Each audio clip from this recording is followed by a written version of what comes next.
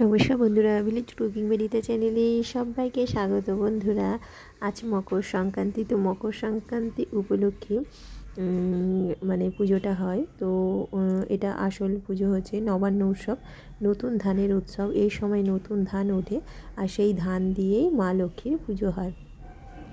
তো এখানে আমি ঠাকুর ঘরটা প্রথমে দেখাচ্ছি তোমাদেরকে।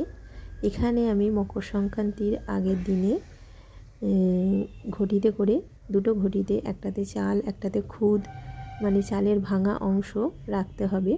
রেখে সিঁদুরের ফোঁটা দিতে হবে আর একটা ধানের শীষ দিয়ে দিতে হবে। তো এখানে ধান আছে, এই ধানটা ব্রাহ্মণ আসবেন, উনি পুজো করবেন। তো আমি সব জোগাড়জান্তি করে রেখেছি। তো একটা পিঁড়ে নেওয়া হয়েছে যেটাতে ঠাকুরটা বসানো হবে। আর এখানে দুটো শের আছে, ছোটো ছোটো, ওই যে বেতের শের। এটাতে ঠাকুর এঁকে ধানটা ঢালা হবে, নতুন ধান। এই সময় নতুন ধান ওঠে, সেই ধানটা ঢালা হবে। তো এখানে সব জোগাড় করে রেখে দিয়েছি। ঠাকুরমশাই আসবেন আর পুজোয় বসবেন। তো পুষ্পাঞ্জলি দেওয়া হবে। এখানে মকর করা হয়েছে, যেটা আসল মানে মকর উৎসব, মানে মকর যেটা করা হয়েছে সেটা হচ্ছে সব রকমের ফল আছে, আর আছে দুধ আছে, কাঁচা দুধ, আর ডাবের জল আছে, আর আছে গুড় পাঠালি, তিলে পাঠালি, সব রকমের ফলের সঙ্গে এই দুধ আর ডাবের জলটা মিশিয়ে দিতে হবে।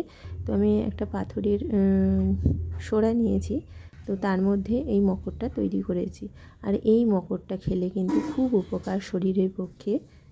কাঁচা দুধ, ডাবের জল আর এই যে ফল, সব রকমের ফল আছে, এটা শরীরে খুব উপকার। এই সময় খাওয়া দরকার, শরীরে রোগ প্রতিরোধ ক্ষমতা গড়ে ওঠে। তো অবশ্যই খাওয়া দরকার, এটা ইমিউনিটি স্ট্রং হয়। তো সেই জন্যেই এইগুলো সব খাওয়া হয়। এমনিতে তো খাওয়া হয় না, কিন্তু এই মকর উৎসবে এটা খাওয়া হয়। এখানে আমি আলপনা দিয়েছি, বিকেলবেলা আলপনাগুলো দিয়ে দিয়েছি। কিন্তু মুনি এত বদমাইশ, মুনিকে বন্ধ করে রেখেছিলাম, কিন্তু একবার কোনো রকমে বেরিয়ে সব ঘেঁটে দিয়েছে, সব ঠাকুরের পাগুলোকে সব ঘেঁটে দিয়েছে। তো এখানে আমার চালগুড়ি ফুটন্ত জল গরম দিয়ে মাখানো রয়েছে, বাঁধাকপির তরকারি আর নারকেল কোড়া। নারকেল কোড়াতে আমি আখের গুড় মাখিয়ে নিয়েছি।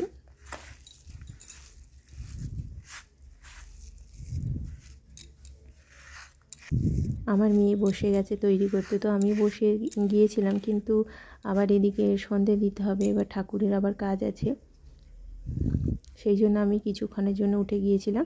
তো আমার মেয়ে তো পারে না খুব একটা, তো আমি বললাম যে যতটুকু পারিস, যেমনভাবে পারিস তুই করবি, কোনো অসুবিধা নেই, মানে নিজেরাই খাবো, নিজেরাই তৈরি করব, নিজেরাই খাবো, কোনো অসুবিধা নেই, তুই কর, যেমন পারবি তুই করবি। তো করছে। নারকেলটা গুড় মাখানো রয়েছে। এরপরে আমি এসে, সন্ধে দেওয়া হয়ে গেছে, তারপরে এসে আমি এটা হচ্ছে ইডলির বাসন, ইডলির বাসনেই আমি একটা ফুটো একটা গামলি নিয়েছি, তার মধ্যে যেগুলো তৈরি করেছিলাম পিঠেগুলো দিয়ে দিয়েছি।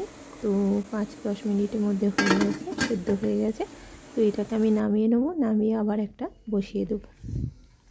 তো হয়ে গেছে। এরপরে বেশ গরম গরম হটপটের মধ্যে কিছুটা রেখে দেবো। তো অফিস থেকে আসবে, এসে খাবে। তো আমার মেয়েকে বললাম খেয়ে নে, গরম গরম খেতে ভালো লাগবে বেশ। তো খেতে বসে গেছে।